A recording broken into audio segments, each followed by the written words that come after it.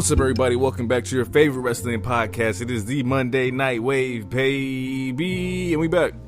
I believe this is episode 88. This is going to be our review of Saturday night main event out in Salt Lake and Fright Night for AEW. But before we get into that, time for the intros. I'll go by Jay, aka the Lonely One, aka Pod Breaker, Podson Reed, Pod Will, Jacob Freeman, because I pod better than you know it. Misrespect the Jumpers back in the building. But you know what time it is. Time to pass it off to that man, the one, the only, the Quattro. Go ahead, take it away from here. He is a wild card. He is the King of Gorgeous. He is Mr. Sexy Ass Lauder, and that's not just me saying it. Everybody's saying it. His name is 4 letters, 1 word. I tried to warn everybody. I tried to tell people the beauty of spooky season, the beauty of the foliage changing colors. But it was too late.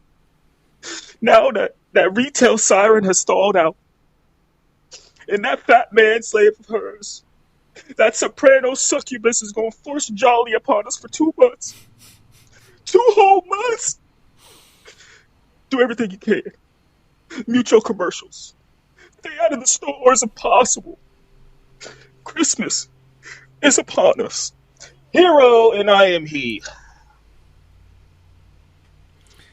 I just, first and foremost, Mariah Carey is thawing out. We know she's thawing out. No, it is done. She probably got like another 5 days before she start hemming and hawing. No, bro, shit's already done. She's thawed out. The commercials, it's released. It's here. I hate how we just skip over it. Anyway. It's your boy, the third mic, DT, the OTC of the Monday Night Wave. And it is a glorious October, November. You know what I'm saying? The Dodgers have back-to-backed it. It's a beautiful day, you know what I'm saying? I couldn't be more happy. You know what I'm saying? Actually, I could be more happy, but I won't mention what will make me more happy. But as of right now, you see your boy is locked in, baby. We got that white and that blue on. We looking nice. Let's get started with the raps and the grabs. What's happening? Yeah, let's talk about it. We got a nice little episode lined up. You know, hopefully we keep everything solid and focused and unedited. Last week I had edited out a clip that only Brock Lesnar would love. See, and that's the reason why we should. Well, nah, but that clip should have went out. If that was going to be your line, that clip should have went out, bro. That is insane. Oh, he would have got a bag from good old Brock. All right, man. Oh shit. There was waterworks. That shit is crazy. Clip only Brock Lesnar. Man, maybe one day, but not today. I mean, yeah. Not today. Let's talk about Saturday night main event and Fright Night. But before we get into that, instead of we ain't got no news this week. It's been kind of light the past couple of weeks, which is cool. Icebreaker, and we're gonna bring it back to start, bench, cut, mic work. On my list here, I have 3 names that we have to start, bench, and cut. Off the top of the list, Drew McIntyre. These are all WWE stars, by the way. Drew McIntyre is number 1. Kevin Owens is number 2. LA Knight's number 3. Mic work. Oh, shit. I got you. KO is getting cut. And transparently, I'm going starting Drew. I'm benching LA. I think LA is smooth on the mic. He's smooth, but when Drew is focused, when Drew is locked in on an opponent, and he got time. Listen, Drew over the last 2 years, even that boy been on fire. I'm immediately thinking back to him and Punk. Mm-hmm. Nah. I gotta go. Time for this moment. Telling the cameraman not to look up his kilt. That shit was funny as fuck. You perv, don't look at my kilt.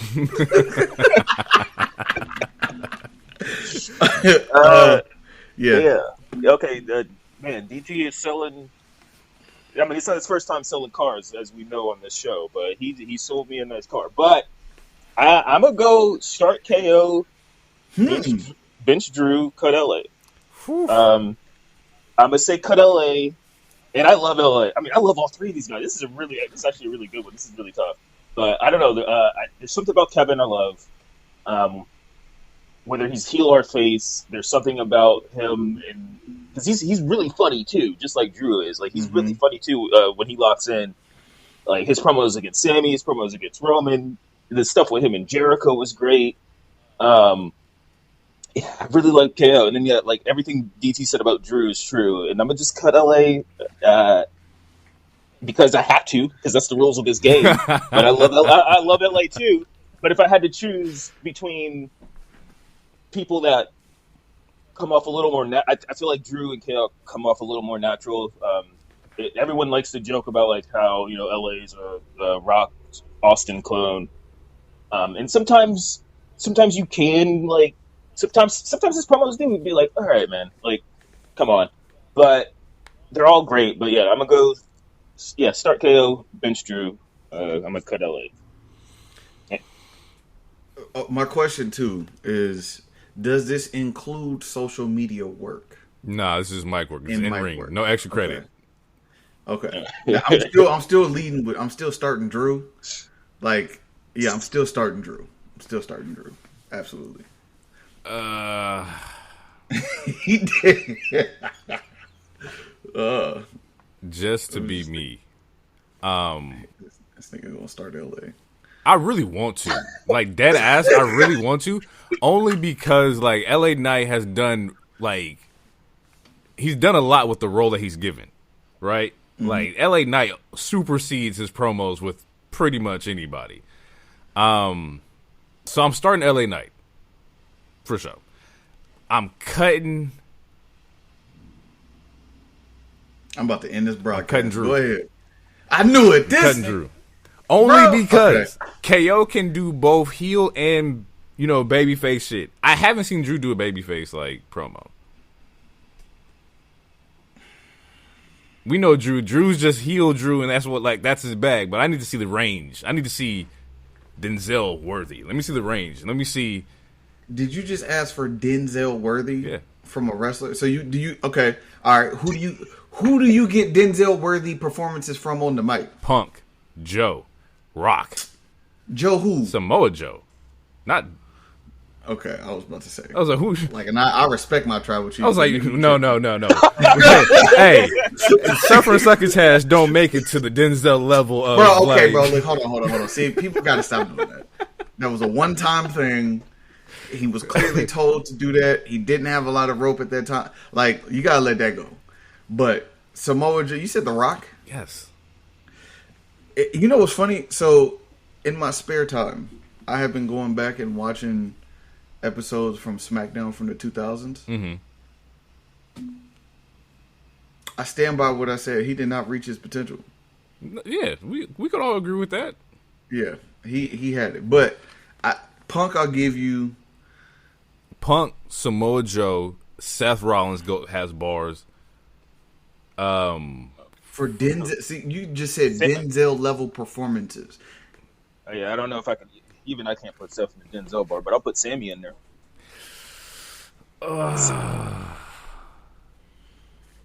He made me emotional. I'll run through a wall for Sammy.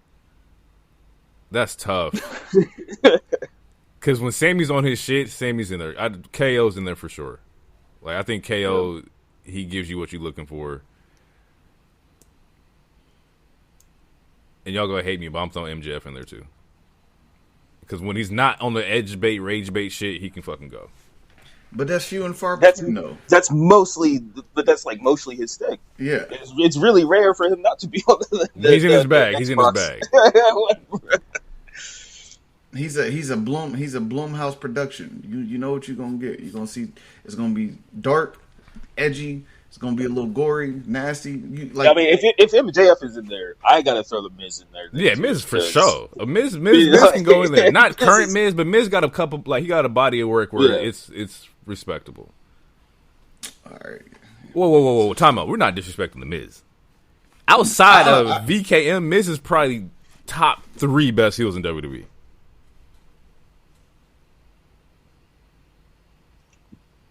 I love the Miz, so Miz is he's on my heel list. the Miz is good as far as I'm concerned. Okay. Hey man. Daniel Bryan Daniel Can go. He's cut some promos that made me want to fight somebody for him. I feel like we're missing somebody. Bray Wyatt. Cody. You throw Cody in there? I don't know if I throw Cody in there. Bray, I can throw in there. Bray for sure. For Denzel level performance, making you feel something. Sometimes you don't even know why you feeling what you feeling, but you feeling it. Cena? Oh yeah. Cena, yeah. Absolutely. I'm throwing Cena in there. Now wait. So all versions. So no. Is it strictly, and no pun intended, is it strictly barring somebody up, or are we actually talking about making you feel something? I thought it was all. Nigga, did we not see fucking John Cena tell the crowd that they got him, and their whole crowd erupts? That nigga, like, he can do it. John was leading the whole 2008 or 2000 movement with like passion and fucking. He announced Osama. That's what I'm saying. Like that nigga, he was so good on the mic. It was like tell the crowd that we got him. No, we got Osama. Hey, time out. Let's just talk about that for a minute. That's a crazy ass like thing to do in a professional crossover. Bro, that's a crazy ass crossover. Let's talk about that. Like, the world just found out that we got Osama bin Laden, and Vince was like, "Go tell the crowd." Tell him. And Cena went out there, shirt all off, mic all half cocked, and we caught Osama bin Laden. The whole fucking crowd just erupts, and they get like, "That's fucking crazy." I mean, we used to be a country. Like, you know what? That's what it is. That's what you know. What that's what the problem is.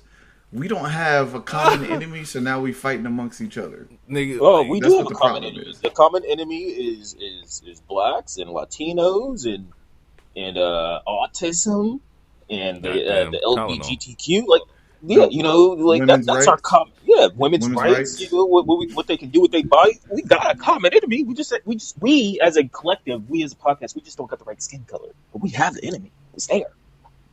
I'm trying to think, like, bro, imagine, like, as good of a talker that, like, Drew McIntyre is, like, he just hopped on the turnbuckle and was like, they released the Epstein files. Like, you know how crazy that sounds? I would actually pop. I would pop. I would love that shit, dude. I would pop. I Go would nuts. fucking love- That's And then he would probably, whoever his opponent is, he'd probably say they found him on there. Jeez. I'm telling you, he'll do it. Louise, yo. Yeah. Besides that, I don't really got much else. We can jump into the show here. Y'all want to start with wait. What you got? Hold on. I want to talk about probably the second biggest pump fake this year. Oh God. I just got to get that off my chest. Oh, okay. This nigga here. This shit was so disrespectful that once I saw, I couldn't tell who was who. And I know Cody got the little loafers and shit, the little patent leather loafers. I still couldn't tell. I thought it was a new rich nigga coming on board. You know what I'm saying? I thought it was like the announcement of Santos Escobar, and like I thought some shit was happening. So I was real excited. And in the moment I saw bootcut jeans and cowboy boots, I knew it was Brock. And I said, this is a goddamn promo for WrestleMania. Mm-hmm. And then sure as shit, it was a damn promo for WrestleMania. So I just want to say, I felt lied to. I felt my God. And you know what the problem is? The problem is that my expectations over the last 3 years have been so high with this company because of all the things that they've done. That now when they do lowbrow shit like this, it hurt a nigga's soul. Wait, how is it lowbrow? See, that's the thing. The internet, we saw the stuff, we start speculating and fantasizing. Yes. And fake booking. They didn't promise us a bag of goods that they didn't deliver. I know. So how is it lowbrow? Especially if they do this every year. Because it's disrespect. I didn't see that last year. But they start doing WrestleMania promotions around the same time every year. Did they do one like? Did they do one like that last year? I don't know what. I don't remember. Did they have five niggas? Did they have five niggas walking in the room? Let's be realistic here. In what world do they like do a promo for a character in the wrestling world 4 times? Nobody gets that treatment. That's not on the show. 4 times outside of the show.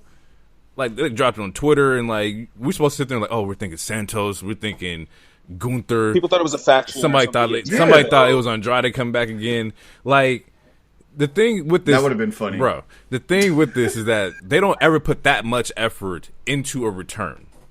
It doesn't happen. Not like that. It was 4 separate clips telling you to get ready for something without any background knowledge of anybody coming over. Like who would it? But if we thought Seth Rollins' injury was real and it was fake, and we brought back kayfabe. Sometimes we don't need to know when a free agent is coming. And we don't need them fightful and fucking. Yeah, but you know, in the fields that we would have heard something.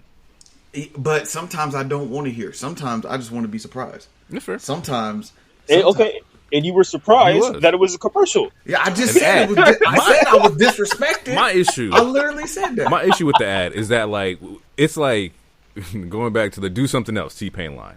It's the same niggas that we didn't see for 3 years now, right? That's my second thing. Give me something else. That the table was. We clearly know that these guys are going to be like the main focus for Mania, right? It's just like, god damn, bro. They all 40 plus. Let me see something else. Throw a young. If it was Braun in there, like Braun Burke, I'd be like, okay, y'all trying to like implement the young dude up in there. But that's not the case at all. It's the same 4 niggas, bro.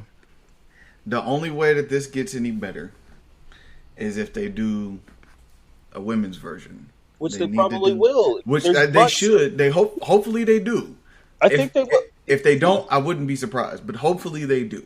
Like legitimately, hopefully they do. Okay, who you? Yeah, wait, okay, this is great. I like this one.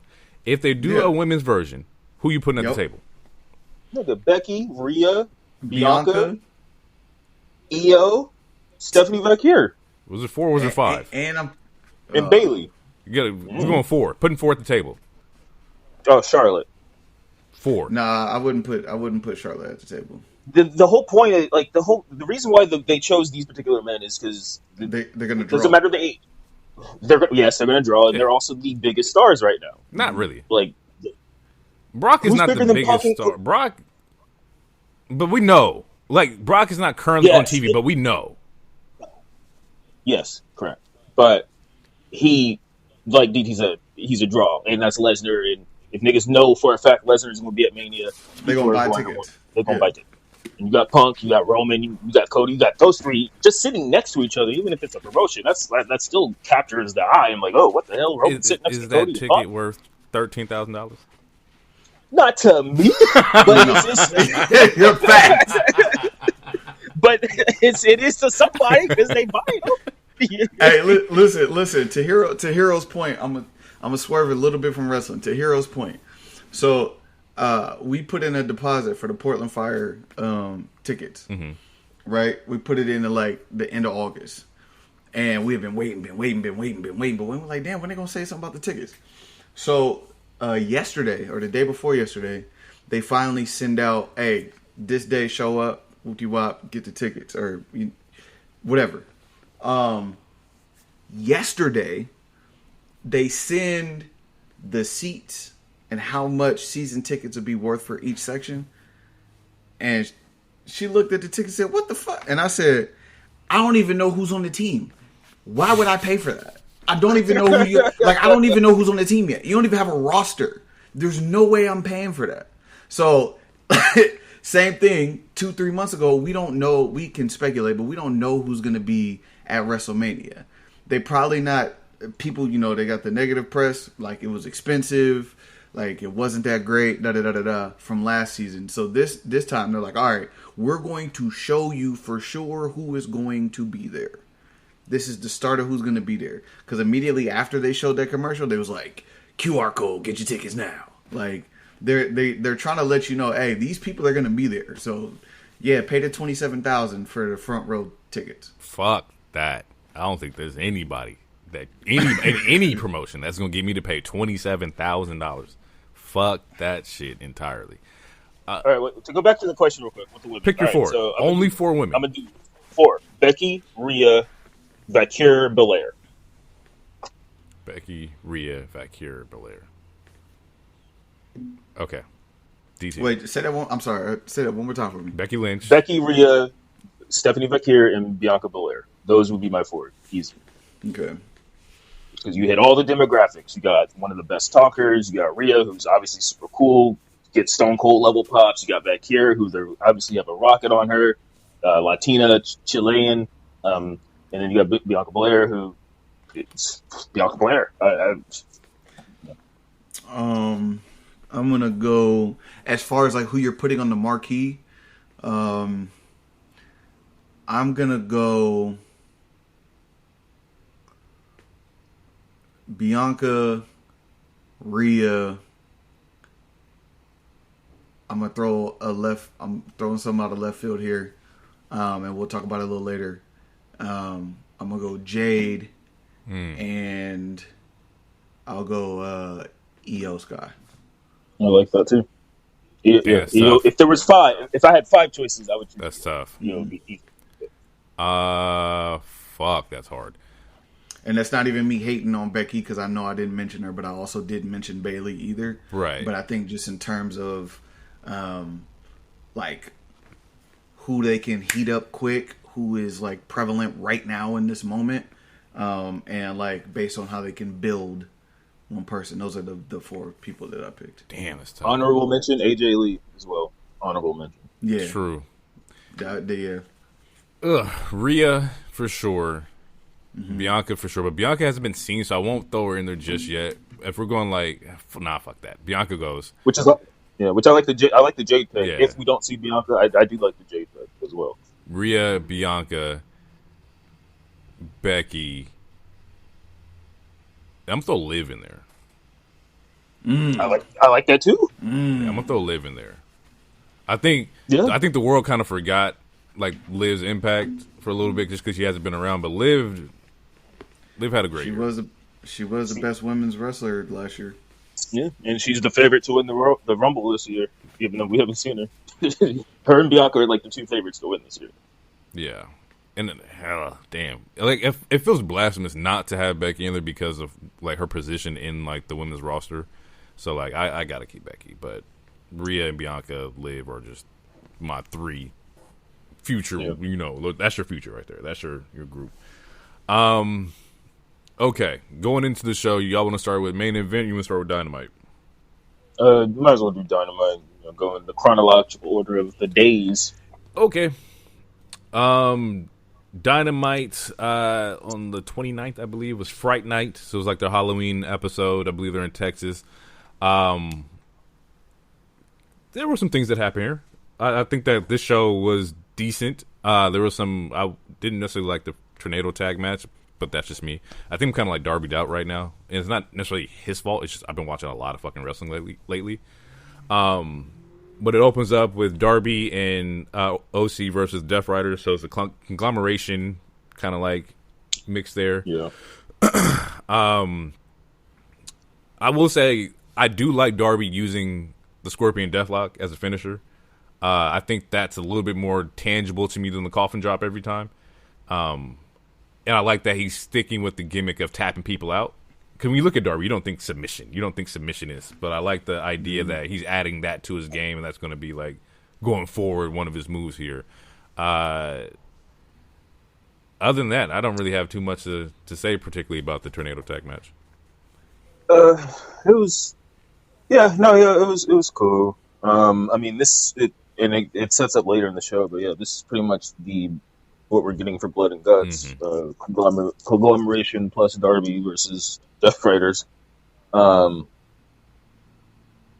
also like him adding the submission. Like it just makes sense. Like Sting passing the bat down to him, and also now he's using his one of his finishers or one of his moves. It just makes sense. It's very similar to Seth doing the pedigree and shit like that. So I think it's a good look. I agree with that. I'm just over I'm just over the Death Rider stuff. Like I'm just, but it doesn't seem like it's going to end anytime soon. So it is what it is. Post this match, we get a small little segment between the Young Bucks and Don Callis, where Callis is kind of promising riches and get them back on board. He says he's going to get them pyro for the show, and this week that they had actually pyro and like their entrance and whatnot. So he bought them some stage presence. But I believe he had mentioned that he wanted to get, I think it's the Bucks and Josh Alexander versus fuck. I know it's two other people and like Kenny. Like he was trying to like kind of like, it's the story's kind of insinuating that the Bucks are turning babyface, and that they're slowly going to try to turn them. And the Elite's going to get back together at some point, which makes sense. I don't know how long or how much more time we got of Kenny. You know, we're seeing people retire left and right. You know, this age of wrestlers are starting to like go out the game. So I can see that they want to do a nice little like Elite run here. That leads into a 4-way tag, which was a fire match for the number one contendership. That FTR ends up winning after pinning Kevin Knight. So they face Brodito at Full Gear. The best thing of the night, though, was the promo with Konosuke and Okada. Don Callis is like, he brings out another painting where he has this painting of his groups and whatnot. And everybody's present. Everybody's there except for Konosuke. I'm like, well, how are you going to do this with the team? And he's not going to be there. At the time, the announcer or the ring announcer had said that travel issues for Konosuke. Like, he wasn't going to be able to make it because of travel. Right. And so we have Okada sitting at the table. We're just getting all, glazed up. Like, Don Callis is doing his thing. Like, this is the guy. This is going to be he's leading our group. We have the best family in the world and whatnot. And like I mentioned last week, Konosuke comes out and he's like, nah, bro. Like, I'm not fucking with this dude. It's to the point to where Callis says, I know you were here before everybody else and you're the alpha, but I want you to recognize that he's also alpha, and I need you to shake Okada's hand, to where he's telling him, like, you need to shake his hand. And Konosuke's sitting there like, nigga, no, bro. Like, I don't know who you think I am. Like, but this ain't about to happen. So Konosuke actually does try to be the bigger man, reaches his hand out. He gets the finger from Okada. And I love this, bro. I love their tension, because like it's a believable we don't really like each other. And I really rock with that. Fuck this old head. Sure. No, hey man, you know how I feel about present day Okada. So I'm very team alpha here. I'm very team Konosuke. Get this old lazy ass motherfucker out this family. Why is he even in this family? I'm very pro Konosuke here. The tension, though, yeah, I agree. It is funny. It's just like, I guess we're just kind of just waiting for the shoe to drop, like, and then what's going to be the ramifications when the shoe drops? Like, is someone going to get kicked out? Mm-hmm. What happens? It was announced because they're doing. I was about to call it Wrestle Dream. Wrestle Kingdom. Was it Wrestle Kingdom? So it looks like he's in a title match against somebody else, Konosuke. So we'll see how all that stuff goes. But yeah, I'm liking it. It's cool. I'm just ready for the alpha, and I think this build is better than the Kenny and Okada build that was for All In. I think that like that one is pure history and nostalgia that they were trying to get you with. To where this one is like it's just young dude versus old dude, big dog versus old big dog, and like both of them are just not willing to back down. So I'm definitely looking forward to what happens here. Mox versus Kyle O'Reilly. I think he's got two solid bangers out of Kyle O'Reilly. Like Kyle O'Reilly's not no fucking hitter. Two really good matches here. This one actually ends in like the double countout draw, which makes sense based on the way that they were fighting. So it wasn't like it was on some weird like somebody missed the count, but they were just brawling. This kind of also pairs into Blood and Guts, because Blood and Guts is going to be. It was conglomeration, right? Pretty much, yeah. So Briscoe, Kyle, Roderick, Darby, OC. Yeah, let me see if I can look That's it? that up. I think versus Mox, Puck, Wheeler, Claudio, and Daniel Garcia. Is that what that is? Let's see. I know they announced like the women's one like as well. Yeah, they announced it last night. Okay, so here we go. Men's Blood and Guts is Darby Roderick conglomeration. So Darby Roderick, Briscoe, OC, O'Reilly, versus Mox, Claudio, Yuta, Danny, and Pac. Not bad. Yeah, I don't think that's a bad lineup at all. I think the only person it's not. But my problem with the lineup is that the conglomeration is they're a bunch of losers. And I mean that. I don't mean that in a disrespectful way, but like if we talk of like wins and losses, if we talking ever since the Death Rider started over a year ago, like it's a bunch of losers. Uh-huh. Besides Darby, I mean, well, no, because Darby lost two out of his 3 matches with Moxley. I don't know why Moxley is even on the show. Again, I'm a die on this hill. He doesn't need to wrestle every week. I get it, but it was setting up for Blood and Guts, so I'll let it be, I guess. But it doesn't make any sense to me. That he doesn't need to wrestle every week. This is why you have a stable of like 8 motherfuckers. It's like, true. You don't need to wrestle. Unless you're trying to prove something. Unless your ego is hurt so bad from tapping out that you were trying to prove that you can beat these people. And he has not. His last 3 matches, he has not looked like himself. No, which is weird because and it's the same thing like when you were talking about Kyle Fletcher versus Adam Page, and like to me it's the same argument where it's like, Moxley, you've been dominant this entire time and you can't beat Kyle O'Reilly, someone who barely wins, to the point where you have to DQ yourself and then the next week it's a double count out. Like, since when has Kyle O'Reilly been this strong? And I love Kyle O'Reilly. It's just like it's all about the power rank. Like we bring up power rankings every once in a while. It's like I don't understand it. It doesn't make any sense to me. He's not the same man. They could be putting a little, I won't call it a rocket, but they could be putting a little powder keg in his pocket. Definitely the conglomeration for sure. I think with the return like Orange Cassidy, they're trying to get them back in like the favor of the fans and whatnot. They got new entrances. Briscoe still like it's like they're doing things to kind of put them back in the mix of things here. Right, but it's like we made this nigga drink Windex a couple months ago. Like, why? That was definitely a year ago. It was definitely a year ago. What the hell? It feels like last month. So much shit happens on this show, but it's like, bro, I'm sorry. I don't know. I'm not going to go to war with someone who I knew was forced to drink some Windex. Listen, but that's me. You've talked about them needing more faces. Yes, they have a problem with faces. So if this is their way of building faces, let them build their faces. That's kind of what's happening. Yeah. Like, we do get the first women's match for the tag team bracket, which, surprisingly, we were wrong.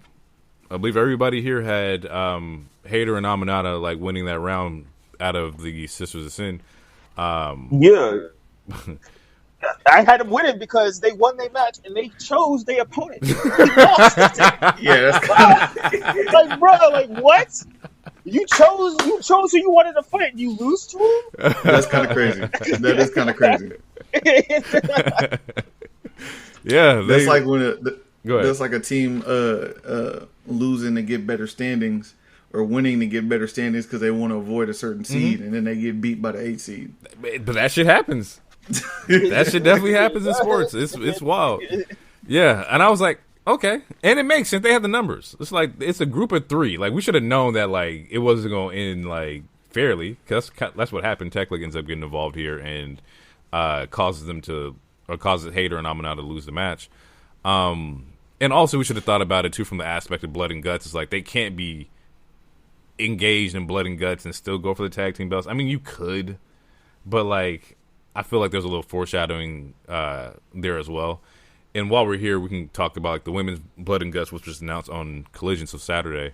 Hayter, Aminata, Willow Nightingale, Harley Cameron, Toni Storm, and Chris Statlander versus Julia, Sky Blue Tekla, Megan Bayne, Shafir, and Monet. And Shafir is here because Penelope was injured. We had mentioned that also last week that Penelope before got injured, and Marina Shafir is now Megan Bayne's partner. Does this make any sense to you? Like because it doesn't. Like just them randomly like Marina. Okay, so Marina has been in like 2 or 3 matches since she's been in the Death Riders in general, and one was a mixed tag. We've never seen her play nice with anybody, so I mean, I get like the logic is supposed to be, well, one's a heel and the other's a heel, so then we'll just team them up together. But again, like this was an opportunity to bring a Nyla in, bring a Thunder Rosa in, Thunder's injured. Thunder's injured. Okay, Deanna Purrazzo, like again, like they have an extensive ladies roster. It's true. So to me, like the logic of it just being 2 heels, I'm like, okay, sure. To me, it's a little lazy, but I just want to know, did that make sense to you? The team up didn't make any sense. However, I understand it to where, like, when you mention the women, like you just mentioned, as far as the aspect of like familiarity, Marina Shafir is more familiar because she's everywhere, right? Like, it makes sense in that aspect. Do I agree with the pairing? No, but I understand business-wise, pair somebody who's already on screen. That way you don't have to do the build to make it make sense. Throwing a little Jon Moxley there to kind of be like, oh, these two are together, like to get people excited. It makes sense. As far as like the lineup of women here, definitely makes sense. You want to do your inaugural Blood and Guts women matches with your top stars here. The surprising one to me was Monet. And I was like, I don't think I've ever seen her in something Blood and Guts level ever. To be honest, they were talking about her last stipulation match was the Hell in a Cell with her and Bayley like 5 years ago. So it's been a while since she's been in a cage in general. Do I think she's going to bleed here? Absolutely not. I think this is going to be New Japan rules for Mercedes, and she's going to do the Okada. Like, you in here, but you really not in the action. Do I think Toni Storm's going to get bloody? For sure. Like, do I think this is the miss. I'm sorry. Go ahead. Okay. I was like, if we're talking about familiarity, where's Britt Baker should be in this match? Is she more familiar than Shafir right now? She's the women's pillar of AEW. There's not a huge like. Did you say Britt Baker? Mm-hmm. Yes. When's the last time we seen her wrestle? Whose fault is that? That's she's not being booked. So then, why would you book her right then and there at that spot? And that's kind of where I was coming from. Because it's that surprising thing. Like, if you have, like, for the Faces team, you bring her back, someone who is a familiar face with the AEW crowd. She is she's the 3rd AEW's women's champion. But she's not a heel. The first woman signed ever to AEW. Like, they needed a heel. I'm saying for the Faces. You could have bring her as a face. Do I think Britt Baker right now is bigger than any of the faces that they have on the squad now? No. Maybe you could argue Harley. Maybe. But Jamie Hayter's big. Aminata's been big. Maybe you can argue Aminata if you wanted to. But I don't think any... And the thing is, those women have also been putting in work the entire year for this match. It's kind of like the Charlotte thing. Where, like, Charlotte's been gone for a year. She wins Rumble, and now people are fucking, like, pissed off because, like, why the fuck did Charlotte win the Rumble? Like, you don't want to do that either. You know what I'm saying? Like, you don't want to start off to where now we got to pivot our babyface into a heel because of the way the fans are reacting. So, it makes sense. Okay. If you're going to bring her back, she can jump somebody from behind, or her music can hit and she can come out with a mic and pop shit. Yeah. I mean, that's probably... I just wouldn't do it in this scenario. It doesn't make any sense to me to have your first women's ever and then not have your first woman who was signed with AEW, who is healthy, who's just not being booked, in this match. Like, there's plenty of months to bring her into the fold. That's the thing. Like, I really wish we knew more about how, like, booking in this shit works, because once again, you got to look at, like, trends of, like, who's really popping, bro. Like, is it worth to take this person out and derail their momentum to bring in Britt Baker? Do I think Britt Baker's momentum could supersede that of what's been happening with, you know, any of these babyface women? I don't know. I don't think so. And would I run that risk doing it for a stipulation match and not for like, a women's world championship or a TBS or some shit like that? So I don't know. Getting into the main event here, Bobby, Hook, Ricochet, Joe for the number one contenders match. Just doing deductive reasoning here. Okay, Bobby and Ricky still got shit that they dealing with. They're not winning. Hook is not going to get Hook should have even been in this. So match. we all knew who the fuck was going to win this match when you look at it that way. And so once I took that out and I just enjoyed the match for what it was, Bobby Lashley is on his. He needs to have a run. He needs to get. Bobby was looking crazy in this match. Here's the problem. I'm gonna bring it up again. Here's the problem. Once you give him the strap, who looks like they can beat him? Who looks like an imposing figure? You know who could do it, but it wouldn't be imposing. It would be on some like cheating shit. MJF. Exactly. And there's a story there. Exactly. Okay. I'm fine with that. They didn't go that route though. But right. That would have been the easy lob, I guess. But I would. Yeah, the match was fine. The match was good. The match was fire. The match was good. But it didn't need to exist. based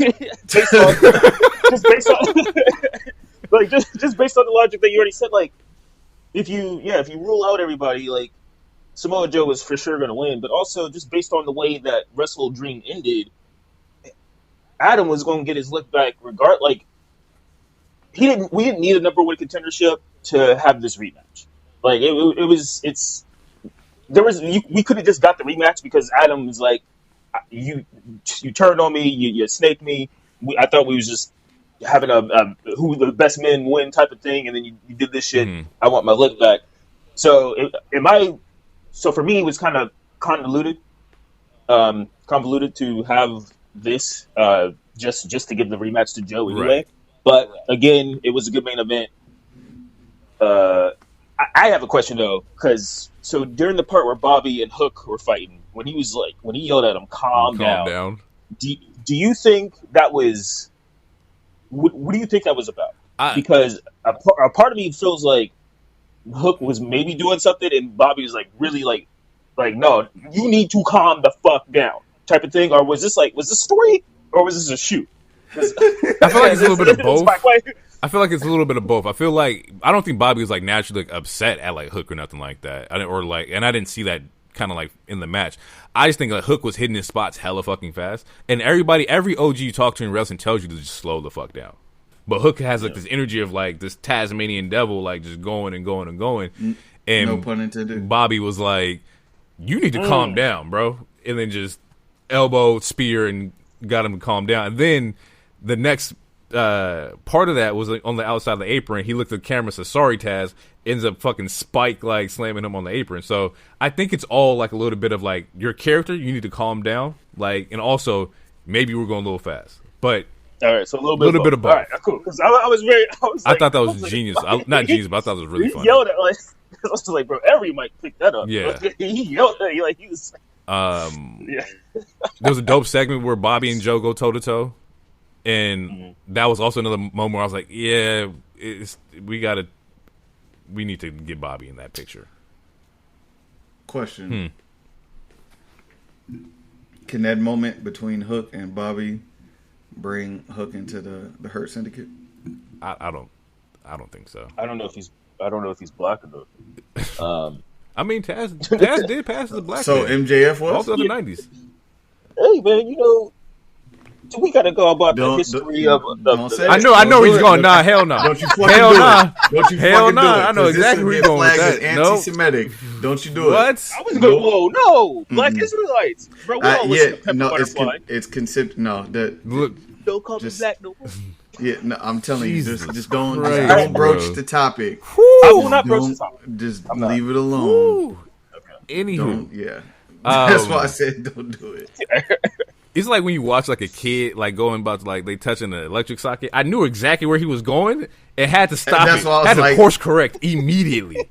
I tried to say it before I said, "Hey, don't do it." He's like, I'm gonna do it. I'm gonna touch the stove, Daddy. For It's sure. hot. You guys know me so well. The finish of this match was. But or yeah, anything you wanted to? no. I was just saying he's with Eddie Kingston. I think they're trying to figure this out. Right. But that was it. Okay. Okay. Joe ends up winning with the cocaine clutch on Hook. The only thing that's my guy. The only thing I disliked, because Ricochet ends up hitting Bobby with a chair, and Bobby gets distracted and runs up the apron. But as he gets halfway up the apron, he turns around, see Hook's in the clutch. He makes it to the ring in enough time to stop the submission. It's just that I think Hook was supposed to tap out a little bit sooner. And so it looks like this weird, awkward, like he wasn't able to like reach out, but like you had plenty of time to get there. I mean, that's Bobby's fault. He told him to slow down, so he slowed down. It could be. And it's funny because there was a backstage moment where the interviewer, I don't know if it was Alicia Tout or I don't know who it was, because they were off camera, but they were asking like, "Why did you tap out so quickly?"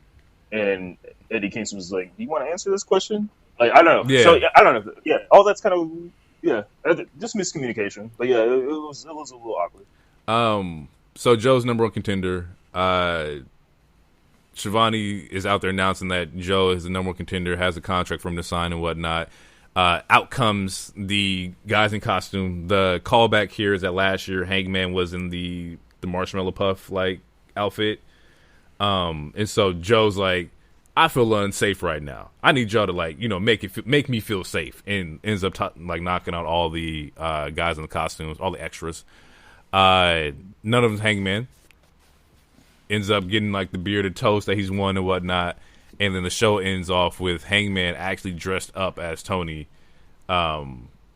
attacking Joe and the Ops, which I thought was funny. It's a cool little like callback to what they do every Halloween. That was my favorite part of the show, honestly, because it swerved me. Because like I was watching it back, I'm like, where did they switch? Did they ever switch? If they didn't switch, Adam has a really good Tony Schiavone voice. Mm-hmm. Unless it was like pre-mic. It was or something. under his, if you listen to it, under it was like was Hangman's voice, but then Tony was still talking. So like you can hear that both their mics were live at the same time. Yeah, no, that shit was dope to be. And that was a callback to Tony Schiavone where he was the the man, the opera. Phantom of the Opera. He was that. Yeah, Phantom of the Opera. He was that costume on WCW many months ago. Yeah. So he was re-bringing that costume back. It's cool. Yeah. Overall, that was pretty much it for Dynamite. I did watch Collision last night because I was just in the mood of watching more wrestling, I guess. And 2 matches off top. If people listening, definitely go watch that Olympia Mercedes match. Olympia looks really fucking dope. They actually defended the CMLL title on Collision. And then my Wrestler of the Year had another banger. Bandito versus Dorado was fucking fire. Like, that was a crazy main event, and he fucking killed that. So, anybody out there listening, you want to watch some graps, you didn't want to watch the full show, those 2 are probably my recommendations to check out this week. And Ilya versus Nathan Frazier. I'll throw that up there, too. Okay. Ilya. That was on this week's Fire. SmackDown? Mm-hmm. Okay. I didn't get a chance to watch it. Of course, Dodger Blue. Yeah. So fly in this bitch. Hey, real quick before we take a break or move on to another topic, legitimate question: is there any chance that Hangman drops the title to Samoa Joe? A sliver of a chance? If MJF is there, possibly. I'm gonna say no. Because my thing is it second, third? It's their second match. Second. Why run it back if there's no chance at all? So I saw an interesting graphic. This is the 4th or 5th time Hangman. I'm gonna fuck up this paraphrasing, but last year he fought every opponent twice, and it's almost like it's the same schedule. Mm-hmm. I don't know. It's weird. So yeah. It's kind of his thing. He fought Swerve twice, and he fought somebody else twice. Yeah, it was Jay White. So it's kind of like his shtick. But honestly, I think he is going to win to just make him look credible. Yeah. Especially now that Joe is a heel, that means he's going to be outnumbered. assuming the Buckaroos are still being tweeners right now. So yeah, he's going to be outnumbered. So it's like the babyface defying the odds, and 2 out of those 3 odds are buff or big as hell. So it just makes them look strong, I guess. I think Joe's the litmus test. I think all your present champions have wrestled Joe. I think MJF wrestled Joe, Swerve wrestled Joe, Hangman's now wrestled Joe. I think Joe is like he's your staple. What do you look like wrestling Joe? And that kind of determines how far we can go. If you can carry a promo with Joe and carry a segment with Joe, okay, you're able to go through. Isn't Joe retiring this year too? Not 2025, but like 2026. He's talked about it. I don't think there's a date. Yeah, no, he hasn't put a date or anything yet, but he talked. Yeah, he brought it up. Yeah, so I believe what he said was that once his contract ends at AEW, it'll probably that'll probably be his right off into the sunset. And if you kind of think about it, from the like most wrestling contracts about 4 years. Joe left WWE like 21. I think we're still like in Thunderdome era. So if we're thinking about it that way, it could be next year, hypothetically, depending on injury time and shit like that. So we don't know. He is 46. Joe been wrestling forever. Yeah. Yeah. He's been like him, AJ, like Bobby, like they all had like multiple careers in different like companies. Okay. Jumping into Saturday Night Main Event, unless anybody needs to a quick break. Let's do a quick break. Leave the phone. Please leave. I'm gonna leave the phone. Bro, you might as well just put that shit on Instagram. I really don't want to. Nobody needs to know that. yeah, we probably don't. Saturday Night Main Event is out in Salt Lake City. And to be fair, no expectations going into this. Have no idea. However, I will tell you this: 2 hours for 4 shows 4 matches is egregious. I was falling asleep. No cap. Four matches, 2 hours is fucking nuts. Nigga, no. We need to figure that shit out. I did like that they opened up with Cody versus Drew. I respected, okay, you opened up with a heater off rip. And it was a good match. I had some hesitancy going in it. Just got to know exactly how it was going to work. There wasn't was it going to be shenanigans involved in here? And there was a little bit, but wasn't nothing over the top. Nobody came out with a black hood or nothing like that. I like the aspect of announcing the champions with the whole mic thing. That was dope too. And we got a really solid match between Cody and Drew. Now, did I think Drew was going to win this? No. No shot.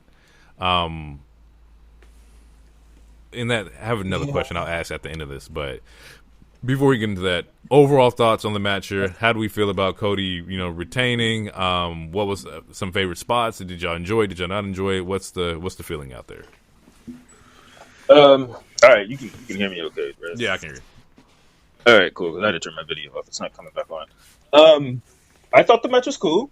It was better than their first match, in my opinion. Based on the fact that, because all 4 matches were title implications, and I came into the show, I was hoping for 2 title changes, and that's not including the CM Punk J thing. I wanted the women's to change, and if not the Cody one, which didn't make any sense, I wanted the IC to change. Only one of those happened. The Cody one not changing makes sense because he's their guy, he's their QB1, insert whatever word you want to use, but he's their main guy. You're not going to have your main guy lose their main title because that title is technically higher than the other world title. In the first match of a show that's not even a C-list PLE, it's not even a PLE technically. It's just a special show. So having any thought that he was going to lose was kind of wishful thinking. So I knew Cody wasn't going to lose this one. I do think Cody should lose. We don't need to have long title reigns. He can, I fully do not expect him to have this title at WrestleMania. Interesting. If he does, that is what it is. I think he's one of those people that is better with the chase. And also, you don't want people to get like tired of him. But in saying all that, this match was good. Yeah. Drew definitely needs one. He's long overdue for everything. Like, he's long overdue. I desperately wanted him to win that Clash of the Castle when we finally got the Solo Sikoa debut or whatever, and then that just we know how that turned out, and then he's kind of just been stagnant ever since. And like we talked about earlier in the show, he's good on the mic. We know he's good in the ring. He's definitely due for one.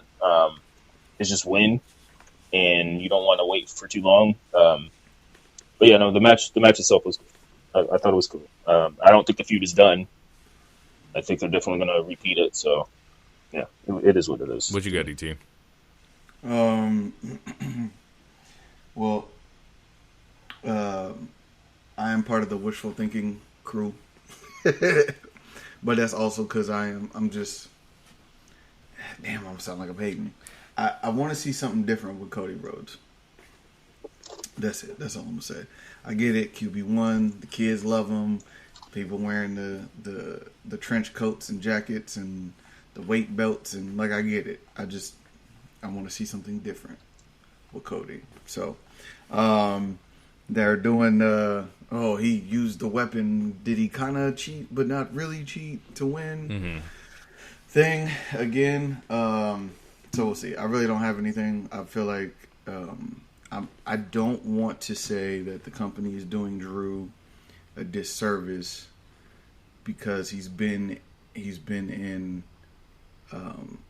their biggest feuds. He's been used over the last 2 years. He's been in a title picture. He's actually won technically. Yeah, he won. So I can't say that he's like being underutilized or he's not getting his shine or whatever the case. But what I will say is definitely ready for him to be champion at some point in the next 3 months. Hero, you said you don't see Cody having it at WrestleMania. Do you mean going into WrestleMania or coming out of WrestleMania? I don't see him going into it because I don't think you have him lose the title 2 WrestleManias in a row. So in my mind, I don't see him going into WrestleMania with a title. No. But we'll see. Yeah. Okay. That's it from where I stand. I don't see him losing it because to who? Who makes the most sense? Like, cause Drew. Nah, it don't. Now the nigga done beat the nigga down like so many times. Like now this is a chance that he gets it. Unless you run it like immediately back to back, it makes sense. But if we do Drew in like January or at Rumble and he wins it, it's like we could have did this 3 months ago, right? Mm-hmm. So like, and I feel like the fatigue was set in too because we're gonna talk about it in January. We're gonna be like, damn, like they're doing Cody Drew again, like they just did this at this point in time.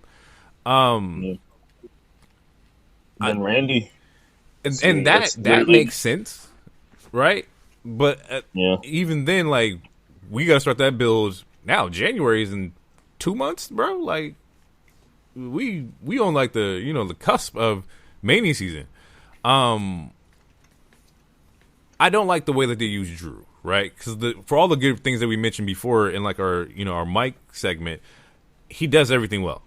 Right, he can carry the crowd. He sells his merch. He has your one-liners. He's heavily active on social media. Everything that you want him to do, he does, and he succeeds at it. Every moment that you put Drew in, he succeeds in those moments. It's just at what point do we like pull the trigger on Drew? Right? You can say like, oh, well, he had it during the pandemic era, and that's fine. But nobody, like the only nigga pop in the pandemic era was Chief, respectfully. So like we got to figure out what we want to do. I don't want to see Drew get used like this. He's kind of like you better not. What? You better not. Huh? Nothing. I ain't gonna say it because if it ain't who you thinking, I mean, you might be. Thinking, I don't want to give you no ammo, but if it is who you thinking, I don't want to put that in the air either. I'm sitting here in suspense. No, I want to know like what who where do you think I was going? Carmelo? No. Okay, No. that's why I said I didn't want to give you no ammo. I have no smoke with that. I'm just gonna say like the fact that like the way that Drew's used and he's beloved by like the crowd and he does his job correctly, it's similar to that like Mark Briscoe. It's like he's used in everything, and over these moments where you put him in these matches against these superstar talent, he just can't get over. But he works well, he carries the crowd, he does everything right. Why not pull the trigger? I know why for that guy, but for Drew it makes no sense for me. Like he should be WWE champion. And again, like it doesn't have to be a long reign. Like no, like 60 I mean, days? fucking Sammy had the U.S. title for 40 days, and that was a banger. Mm-hmm. You know, like we don't like not every champion needs a 300, 400, 1,000 day. Like you know, I feel like that's for certain people. But also, there's a balance in between that and playing hot potato because I don't want hot potato either. Like I don't want motherfuckers just to play hot potato with a title, especially the main title. But yeah, man, like if Cody keeping this title prevents it to hot potato to Brock, I'm all for a Cody reign. I just don't want Drew to get it and he loses like Brock, and now we got Brock as a WWE champion. I don't want that. Do I think it's going to happen at some point? Probably so, but I just don't want it to come at the expense of Drew again. So like, I mean, they on different shows, so I'm not worried about that. It's Brock though. The draw, you know, that nigga's still going to do what he wants. Yeah. Honestly, after, and I know he didn't like win the feud, but after that feud with Punk, he should have been in the A-title program to maximize the momentum that he had. Didn't he do that? Wasn't Priest champion at the time, or do you mean A-title like WWE championship? I feel like Priest was both. Am I tripping? What are we talking about here? I got confused. After Punk, who did he beef with? Yeah. I thought it was Priest. Drew? Yeah. I think it was Priest. But did Priest have the belt? Or am I tripping? Wait, no, because Drew was beefing with Priest and CM Punk kept fucking it over, I think. Or did he fight or did he fight Cody and that's what he got fucked over at Clash? Because something, I'll look it up. We'll figure it out here. Yeah, it's fine. But I think, like, yeah, I don't know. I think that feud for those two individuals should have catapulted them immediately into title picture. I just think we were still running on Cody time. So,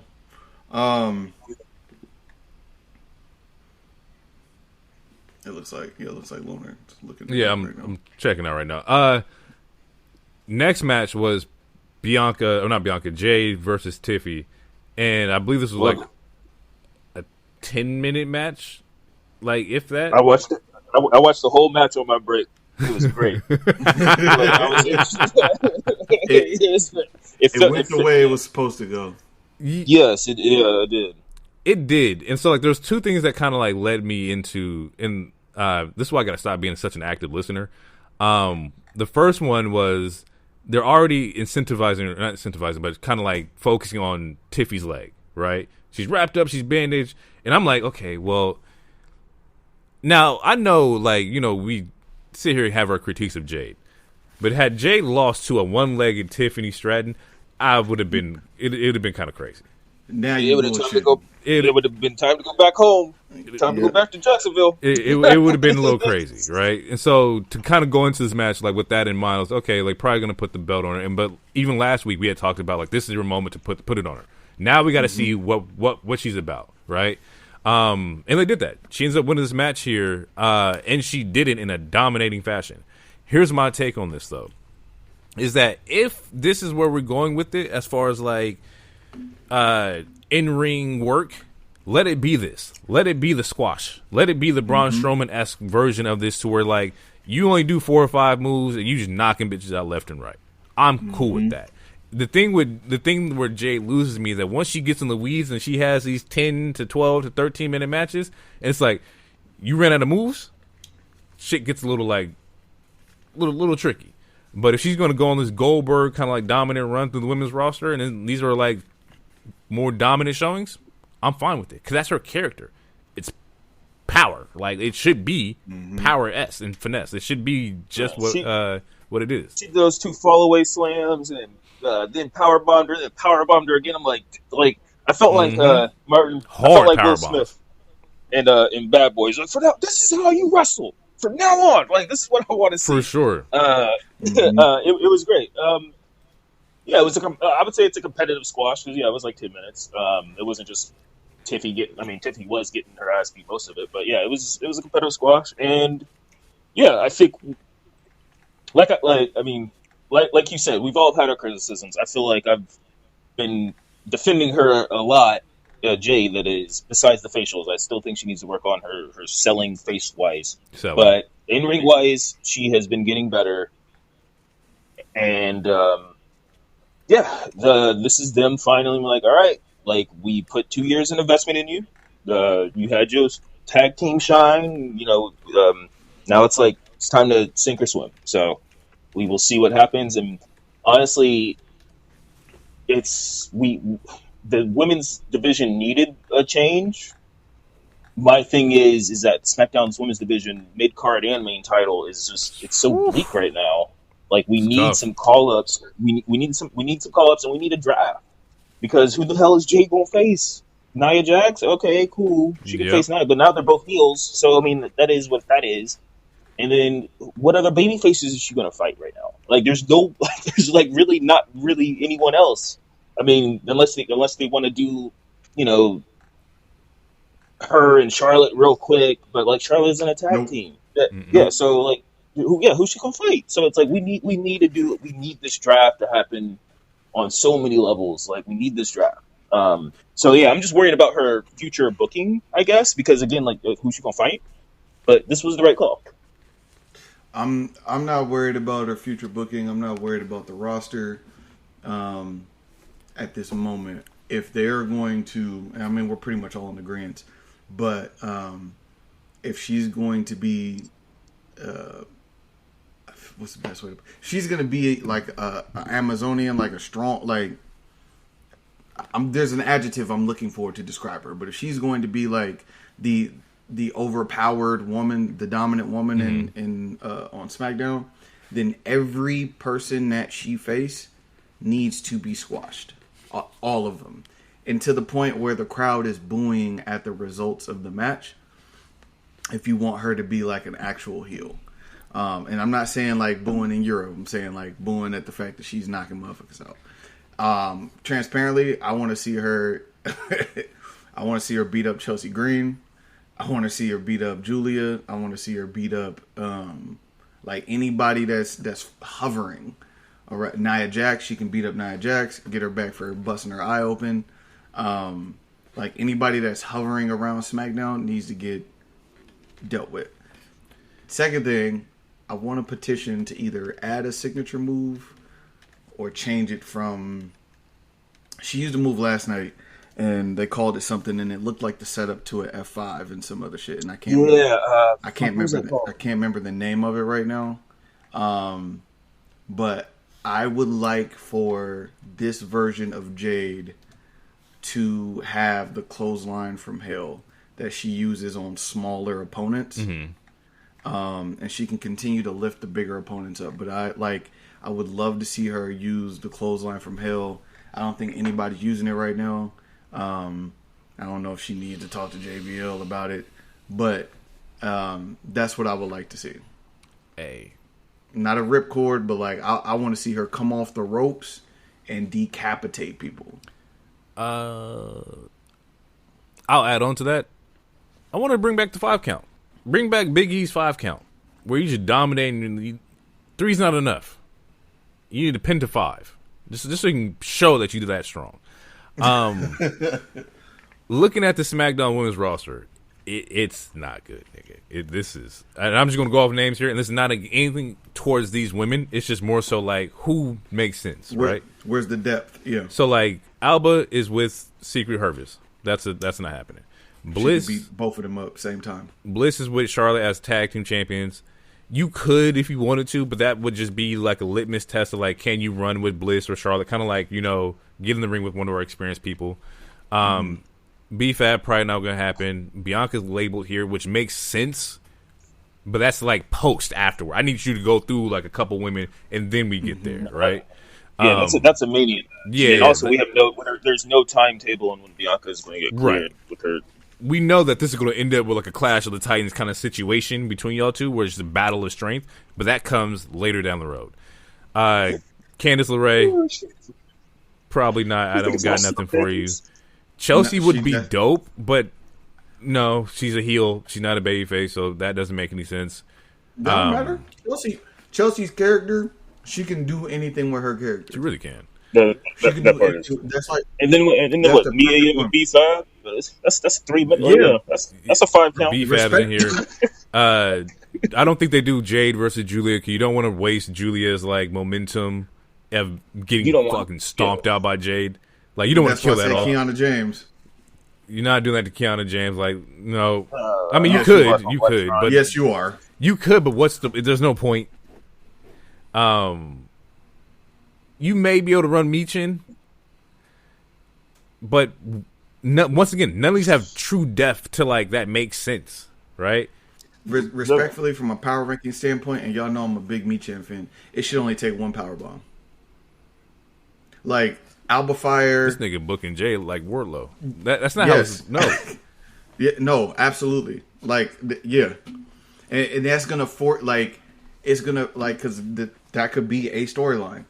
She can. Is it Pierce? No, it's Aldis, right? Go to Aldis. I gotta write these niggas' name down. Go to Aldis after you done ran through all of these people, with the exception of Charlotte and Alexa because they're in a tag, and be like, you don't have anybody for me. You don't have anybody for me, and he need to start calling people up to NXT. So, and here's my thing with that because NXT does have some women here. We know, just foreshadowing here, we know that they're going to bring up some talent from NXT for the Cena shit. That was kind of like hinted at. In that transition, you're also going to bring up women talent because you're not just bringing up guys, you're going to bring up a whole roster. Not roster, but just a group of people.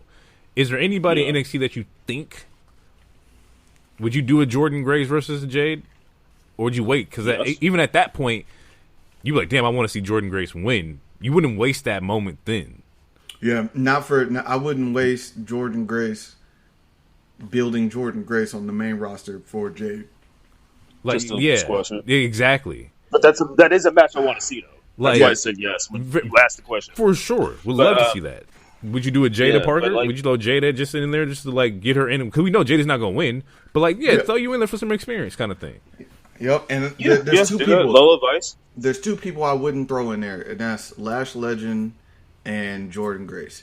Everybody else on the NXT roster can step up and get knocked down. Now, see, honestly, I was gonna say you do throw in Lash Legend just to show that she also is a powerhouse and that she was hanging with Jade. Like you can make Lash Legend last the longest out of all the squashes. You can make her last the longest, it shows you that she is strong and that she is a future contender. This is funny because it brings up my next part of my next part of the segment here is that like. You have to be careful who you put her against because whoever you put her against from NXT and they look more polished is going to look kind of crazy, right? So like putting her against Lash and Lash is more polished than Jade in my personal opinion. It will make her champion look kind of crazy. Like we have to carefully choose who we book you with. Mm-hmm. Like you put her with Jordan Grace who has tremendous experience. Kalani Jordan's doing the TNA stuff and she has tremendous experience and looks great in the ring. Like, Sol Ruka is one of those other ones as well. Like, you have to be careful because these women have been developing for, quite some time now. Well, Sol Ruka's hurt, so. Oh, I didn't know that. Yep, she's hurt. She's I would say semi-hurt. I think they're misleading how hurt she is, but that's a whole, we don't talk about NXT on the show, but yeah. She had to drop the title. Even, like, if you look at, like, the Raw side, I don't think there's anybody you can truly, like, kind of borrow. Right, like AJ's doing AJ's. You could, but also feel like she's getting built. I feel like Raquel's starting to get built in a way that I would probably avoid that one. the thing is, you can build people with them losing. That's why I was suggesting like a Lash. Like if you have her go against other big bodies, and those big bodies give her a run for her money, then you're also still making the people who lose. You can make a Lash Legend in a loss. You can make a Raquel Rodriguez, who her last women's title match was against Rhea like a year or two ago. But you can make those people in a loss. You can, depending on how it's booked. But it takes a certain talent to make those other talents in a loss. When you lose to Becky Lynch, is completely different than losing to Jade, right? Like Becky, you are making Lyra in the loss. I don't know if that can be executed with Jade. I would like to see them too, Lyra and Jade. Yeah, I'm here for it. Yeah, it's going to be interesting. I'm curious to see what they do, especially if Tiffy's injured, and they're not running the rematch. It's just going to be very interesting to see who is going to be next up in line here. Third match was the IC match. Dom, Penta, Rusev. I'm not going to lie to you, I checked out. I mean, you know what it is, the most resourceful champion in all of wrestling right now. The greatest luchador of all time. I have no care to see Rusev wrestle, and I've given it plenty of shots here. And then in the Aura Farm, I do Penta down to the bottom, and we know what it is with Dom. Dom is carrying this belt from the 99 to the 2000s. He is that guy. Yeah, he is that guy, and I love Dom, but he desperately needs to drop this IC title. Like what they're doing with the men's US title on SmackDown, they need to do something similar to the men's IC title. And that isn't, and I don't mean just open challenges, but I mean like when you watch SmackDown, like if you just watch the Ilya stuff, like Ilya is all throughout this episode of SmackDown, this last episode, to where they're building the universe, or the like you can see all the contenders there. With the IC title, he's been fighting Rusev, Penta, and AJ Styles for 6 months, bro. And that's it. Like no one else has IC dreams. Like no one else you got to flush out this division, because like as of right now, yeah, there's only 3, and then Sheamus. I mean, he hasn't fought Sheamus, but Sheamus has been hovering around the IC title picture for like a year and 2 now. So it's like we've got to flush these out, and it's very similar to how Judgment Day had the tag team titles, and it's like it's just kind of stagnant. Like to me, the men's IC title division is very stagnant, and I love Dom. I'm a huge Dom fan, but I think it's time for him to drop this to someone that is not only going to work consistently, but just open up the world. Because it feels like when you're playing an open world game, and like you're still doing all these missions, all these side missions, because you don't want to do the main story mission within that. But that main story mission is going to open up the rest of the map. Like we got to open up the rest of this map. We've got to open up this division, because it's like 4 months. It's only been 3 people. You know who should get it? You know who I would vote to get it? Reed. No.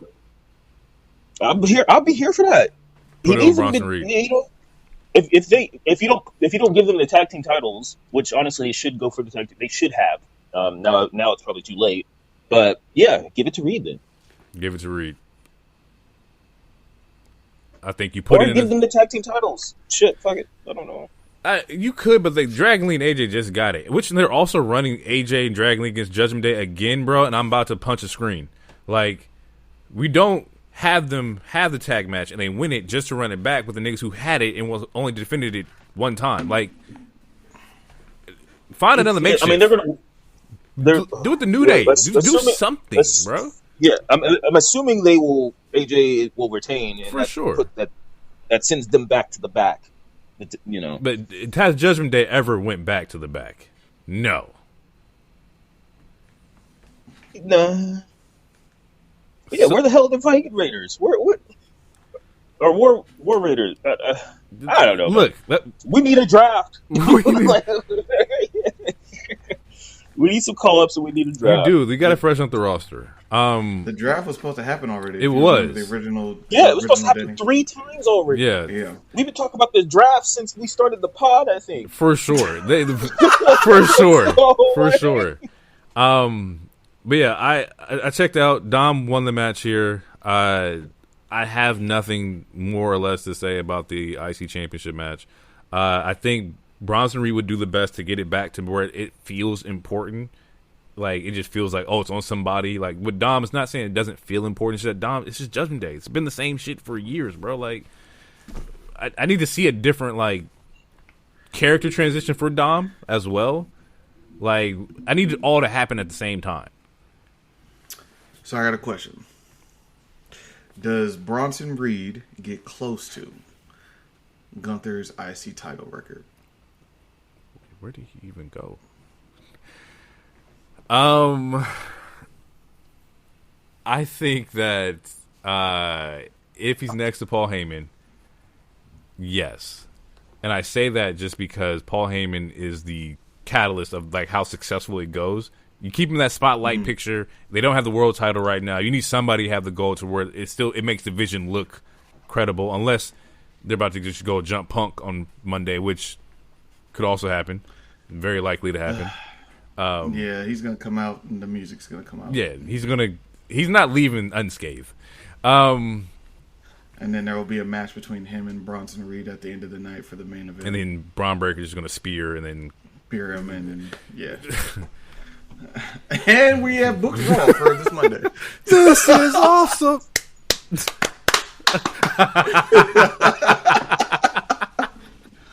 Yeah, it just depends on how long he's next to Paul Heyman.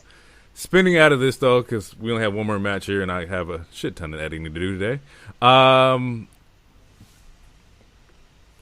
John Cena's tournament for the last opponent for Cena's career. He's announcing a 16-man tournament from talent from Raw, SmackDown, NXT, and then it says maybe even some talent that don't work for WWE. Yeah, that's TNA. That's what I thought too. That's TNA. But hey, don't let the internet tell you different. We might get that Edge match, maybe. Edge is coming, or Adam Copeland, whatever you want to call it. Listen, listen. If there was a chance that both entities could be cordial and work this out, like I have some booking in my mind that I can cross book for both companies that I would like to see. Dope. But they're not gonna do it. They're not gonna do it because you don't get to step on my product and then call me and ask me, "Can you borrow some product?" No, nigga, no. Fuck you. So, fuck you. Absolutely not. Oh fuck. Fuck, bro. My head hurt. That shit's funny as fuck. I shouldn't understand that analogy, but I do. Yeah, in a perfect world, I would love to see Edge do it. I think that'd be fucking fire. But it would take the wrestling gods to align for this one night and one night only. Or I charge your ass out the wazoo. You got to pay his fee, and then you got to pay me to borrow him. Do like the soccer leagues do. You can talk to him. You can sign a contract. You got to pay him, but then you got to pay me for you to even talk to him. If that's what it takes, because Cena's run can't be. I mean, it can't end without Edge, and he already did his tributes to Edge, so I don't think he would have done that if that was in store. But then again, shit, the way Triple H be telling it, shit just happens like day of night. I had Punk in at the 12th hour. Like, you never fucking know, nigga. So yeah. 16-man tournament. So that's what, four matches on each side? Show. Yep. Mm-hmm. And I said in the group chat, I love this idea. I think that shit's fucking dope. I think you showcase a lot of talent. I just don't want it to be super fucking lopsided. I don't want it to be like, oh, we have Tozawa and Otis, and then there's Gunther in the same bracket. It's like, nigga, what are we doing, bro? Like, make it to where we have some disbelief of who could possibly win here, you know? And also make it to where it's not a lot of people who are being used in current and active storylines. That way I still can't tell you who would win, right? If you put in, I don't know, it's fucking, it's fucking Drew McIntyre, and he's in a story with Cody, it's like, okay, I know Drew's not going to win this here. Just make it to where it's enjoyable. Like, I don't care who you grab, where you grab them from. Just make sure it's a solid fucking tournament. I can't wait to see this tournament bracket because I'm gonna have so many thoughts. Who from TNA is that quote unquote heavy hitter? Zig that you think deserves? Yeah. Like it would make sense. Or Nick Nemeth. Yeah, Nick Nemeth. but I thought also heard like Zig said like he didn't want to do like crossover stuff.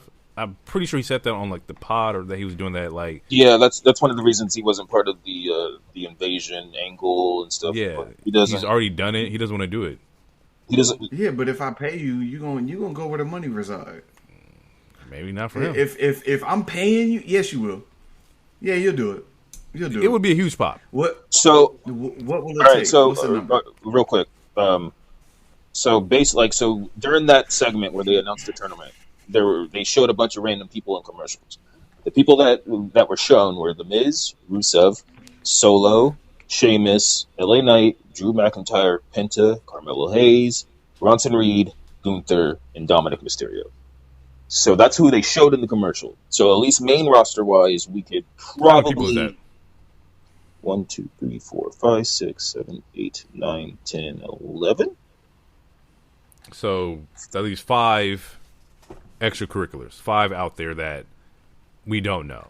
Yeah, and I mean, and also some of these could be a red herring because, like you said, like Miz and Carmelo, they're in a storyline, so they probably will cancel each other out. Like you said, Drew McIntyre storyline. Gunther, we have not seen him since his Punk match since SummerSlam, and yeah.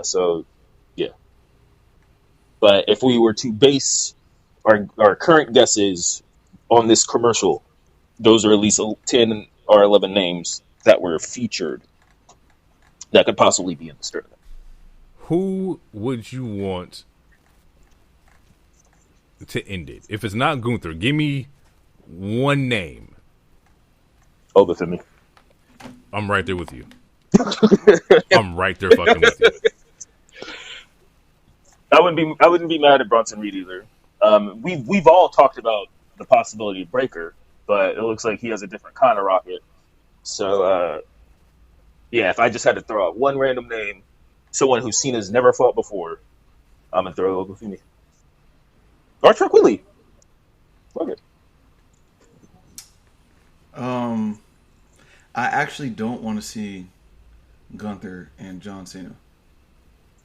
And I don't want to see that because I don't think Gunther is going to get to be fully Gunther with wrestling John Cena. I don't know if John wants to take those chops his last match. Or that power bomb. Or a multitude of things that Gunther does that I like. At my last match going out, you want me to face him? I think you. Who else can we book? I think you're misjudging how much of a worker. I was going to say sicko, but I'm trying to think of something else. He's a madman. Who knows? I don't know. He might want to go out. Especially because knowing him, like, or I don't want to say knowing him because we don't know him, but what we do know of him, he probably is going to lose his last match, unless they wanted to go the Sting route, which they could. They could go the Sting route and he, ends on top. But if he wants to have his last match, taking the 3-second tan, Gunther's a really good choice. But I would say Gunther retiring Goldberg and Cena in the same year that's tough. Legend killer, that'd be tough, nigga. That'd be tough. But he also don't need the rub. Yeah, Gunther's gonna be Gunther regardless. Because he already beat Gold and he's already done a bunch of cool shit. So it's like he doesn't need that. Bronson Reed would be cool, but he also just beat Roman, and he's the tribal beast. Also, he doesn't need the rub. He's in prime storyline with the Vision. What he needs is a single title run. Is what he needs. So doing it with Oba would be a good start for me to like. All right, I'm getting off your neck a little bit. Like I needed to be Oba. Trick is cool too, but I wanted to be like, this is the guy. Like getting that rub from him would. All right, you can live for a little bit, but when I leave, right back again. From TNA, would you see anybody from TNA side? Would you throw Mike Santana in the tournament? I think that'd be a good faith to like gesture too, like a good gesture to where you have the TNA champion in there. I think Joe Hendry would be there just because Joe Hendry, but like I think why not? Yeah, no, I don't see any problem with that. If I had to choose TNA people that wasn't Nick Nemeth, those would be the two I would choose because I don't care for Moose and and Leon Slater. He's already doing stuff with Javon. Yeah, I would take your main champion and I would take Joe Hendry. He's pretty much damn near WWE already. So yeah. Based on the results of this weekend, it's probably going to be some AEW talent that went to TNA.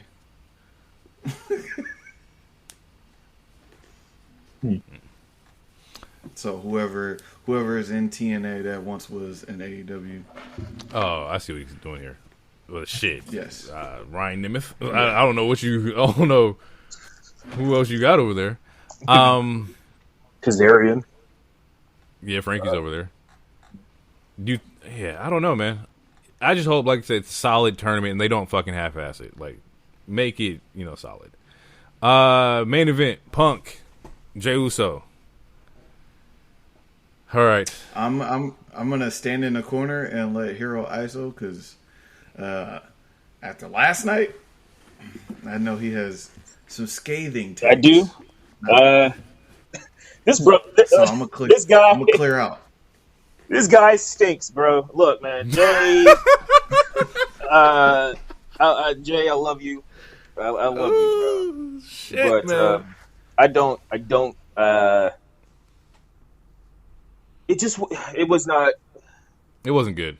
It was not a good showing. It wasn't a good showing. I don't know if all the online backlash and stuff is like getting to him in real life, or if this is supposed to be something that has to do with his character. But I'm dying on the hill as of right now that I don't understand this bloodline stuff. I don't understand why Roman's like, I need to do shit on my own, and then he doesn't show up. I don't understand Jay's attitude. I don't understand why he said y'all won, like it's our fault that you lost the Punk. I don't understand. I don't get it. Yeah. There was a couple botches. That is what it is. That happens all the time. The one was crazy. The neck breaker was crazy. That shit. Yeah, that was kind of nigga. Punk kicked that nigga in the head. Like, you know how mad you got to be to kick a nigga in the head and then redo the spot. Get your shit together, little nigga. That's what he said. Get your shit together, little nigga. He didn't say the N word though, but that's how I interpret it. But yeah, man, I don't. Yeah, man. Saturday Night Main Event is cursed, as far as I'm concerned. Like, we honestly should just get rid of it. I'm glad it was on Peacock, so less commercials. But like you said, 4 matches in a 2-hour show. That's still crazy. But yeah, Punk winning was the right call. 1,000%. That's all I'm gonna say, because I did say a lot of shit to DT last night, but it's not for this show. I don't want to. Look, call it what it is. Jey Uso is just 2025 Enzo Amore. Whoa! You're the second person I've seen to say that. You were the second person I've seen say that. That's crazy. I really thought I had a take there. He got reduced to a catchphrase in the entrance. Pretty much. Mm-hmm. Like, and you fuck, bro. Because I love what they tried to do with Jay, but you over saturated him, and now we're able to look at Jay and be like, bro, he is not he's not hitting like he should be. Like, he's not moving like he should be. He's not as polished as he should be. We are now so privy of having him in that main event spotlight that we're expecting main event kind of shit. And when you're not able to do that at a consistent basis, it feels like, why is he? What are we doing here, bro? Especially if that's this is the platform, or this is the guy that when Roman goes, okay, he's next in line. We just talked about it the other day, where it's oh, Jay can do the tribal chief thing. It's damn. After that, it's I ain't never watched a match and thought it needs some interference. Oh shit! It's okay, that's crazy, right. Nigga. All right, all right. Listen. It wasn't a good showing. I watched it. I started falling asleep on the match, but I also fell asleep a couple times throughout the show. But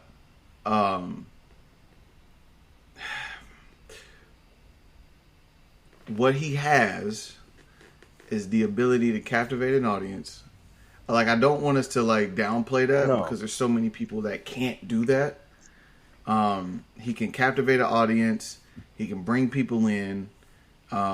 He's a safe worker overall, which I think is why, like his God, I don't want to say moveset, but the things that he does in the ring are the reason why he can work every fucking day, because he keeps it to this little box and he works this box. I'm gonna give you the people's punch. He's adopted that. He's adopted Roman Spear. He has I don't even want to call it the sweet chin music, but he has the Super kick. He has super kick, if you want to call it that. He has a super kick. And he most recently developed a submission move. So if you watch all his matches, like, you can break them down. Okay, this move first, this move next, this move. Like, the same thing with Cena. But the difference is we're at a point where, and I think seeing it in Unreal brought it to light, and then just paying attention to the entrance and his post-performance, whether it's on the mic or in the ring afterwards, he just don't have enough stamina. And I don't know if it's because he doesn't have enough time during the travel schedule to work on that, but that's where he's at right now. So, it was great. He had his singles run. I mean, like, you get the Royal Rumble push, you get in the main event picture, you win the championship title, and now, okay, let's bring you back to where you're supposed to be at. It kind of is what it is. So now you're gonna push him back in the tag team picture? I mean, well, he lost in the main title. You can't come back from that. Not that. Let me rephrase that. You don't just get to get back into the title picture after you just lost. You won the number one contenders match, and then you won and then you go for the belt and you've lost now. So you already got the belt. You already have the accolade. You went to go back for it. It's time for someone else to be in that picture. Now, there's still some legs where they can kind of like allude to it a little bit to carry the story with Jimmy, but he's not at this point, based on in-ring performance and just the totality of everything, he's not championship material at this moment. Okay. For those 3 months from February to he lost this shit to Gunther? So yeah, for those 4 or 5 months, tops, you had that window. He was the man. So he either needs to go ahead. This is a question for the group. Would you have fared better with a different winner out of the Battle Royal? Was Jay still the most obvious and solid choice to go with? Or would you have went with the LA Knight? Or maybe not take the Vision out and did a Braun Reed, Braun Breaker? Like, was Jay still the correct choice?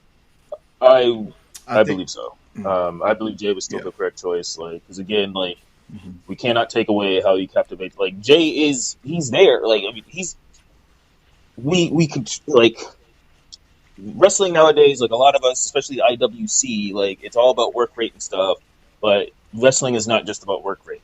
But this last couple showings, it's been very, like, what we've been seeing has been low-key egregious. I mean, at least a couple times. Like, again, that neckbreaker spot is like, what are you doing? But as far as merch sales, as far as captivating, like, no, like, it was the right choice. Like, you want two big stars. Like, honestly, I'm surprised he wasn't in the damn commercial, you know, for the Mania picture. Because that's how much, like, how he's captivating that, yeah, like, so, yeah, it was, yeah. So to answer the question, yes, it was the right choice. I think it was the right choice as well, because now you get to completely eliminate one of those three. Because for a long time, we were saying, damn, it's Punk, it's LA Knight, it's Jey Uso, it's Punk, it was those three that were around stuff. Up next. Yeah. And it's like, all right, this was to eliminate one of those. You are now officially, for the moment, out of the title picture. Can they heat you back up at any point because you had the belt before, etc.? Yes. But now you have some family. You got a family storyline to work on with you and your brother. We don't know what's going to happen with Roman, whatever. But for the moment, you are out of the title picture. The next person that should be up in there, transparently, will be LA Knight and then probably Braun Breaker. And we'll have those interruptions and that shit for the next 2 to 3 weeks. Months. Until we get to Survivor Series. Well, that's what I'm saying. Until we get to Survivor Series and then something to spawn off into that. So they'll keep refreshing that button. But at this point, it's Survivor like, Series is like in done. 2 weeks, isn't it? 2.5 weeks? It's Yeah. late. Yeah. We have so no that's what I'm idea what's saying. going on with War Games. Bro, if we again, I'm telling you now, I'm telling our audience, if it's MFT versus Wyatt, I'm not watching it. Oh, it probably is, because that's the only thing I can think I'm of. not right watching it. I will watch the We got a highlights. job to do. I will watch the We got a highlights. job to do. Honestly, I'm scared to watch the women's blood and guts because some of them are not Right. good workers, and someone is going to get hurt. And I mean this politely. I'm not trying to shade anybody or shit on the product, but someone is going to get hurt in that match. If you had to choose between the women's blood and guts and my family tree and the Wyatts, I I'm will watching choose the women's blood and guts. I will choose the women's blood guts, but someone's going to get hurt in Like- both of those matches. So I Last got year's- hurt in the last match with the men. Yes, This is not a. This is not a. 3 or 4 This is people not got hurt. subject to like just the women or my family No. tree and the whites. We're not gonna forget last year, nigga. Braun Breaker or Bronze Reed, his his ankle. whole Reed. fucking foot exploded. Jimmy had a broken Tongaloa. toe. Tonga Tongaloa Lord and separated Tama. his shit. Yeah, no, like, there was 4 injuries last year, and guess like them and niggas- but most of it came from the people who ain't the work rate IDWC darlings that we talk about. I don't know, man. Look, we I'm don't not know watching what's that playing. Workings. I don't know what's playing either, and that's why I'm kind of stressed. I'm like, y'all, because it's like either they're gonna start spamming and force feeding, like, all right, here's the shit now, or because who's the women? Oh God! All right, anyway, this is all Yeah, time. who's the women in This- WWE? We didn't talk about that. What group of women are we putting in women's war games this If year? I had to guess, it's EO, because EO's in every war game, so it's going to be EO and Rhea, and then you got the Kabuki Warriors, but that's 2 and 2. So then who else is going to join? Probably Charlotte and Alexa. I don't know, but they need to start doing this shit, and this is why people like this. It's going to be another WrestlePalooza if they don't actually start building shit correctly and not like forcing it in a 2-week span, which is what they're kind of doing. Yes, that's definitely what's about to happen. Interesting. Okay. I'm stressed. And it's not my yeah. job. But I just Yeah. because I'm calling in sick that day, and I don't want to call in sick to watch some bullshit. You gonna put it on recording that you calling in sick? Yeah, I'm going to get sick that day. Don't none of your coworkers listen to I the do pod? not tell nobody my life. I like that. That's my kind of nigga right there. Respect. So real quick, hold on. You have 1, 2, 3, 4.